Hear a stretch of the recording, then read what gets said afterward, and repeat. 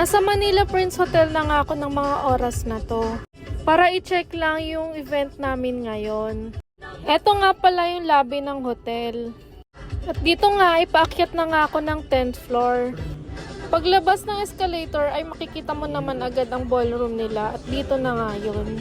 Seminar nga pala to ng Integrated Bar of the Philippines. Puro talk nga lang to kaya lumipat na kami ng Manila Hotel. Pagpasok mo nga ay bubungad ang lobby at lounge area ng hotel. At dito pwede kang mag-order ng coffee and food. Habang may nagpo-play ng piano, di ba nakaka-relax?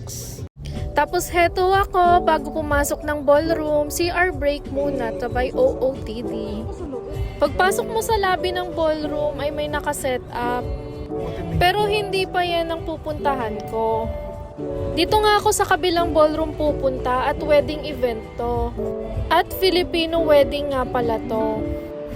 Ito pala ang design or setup ng ballroom or reception nila.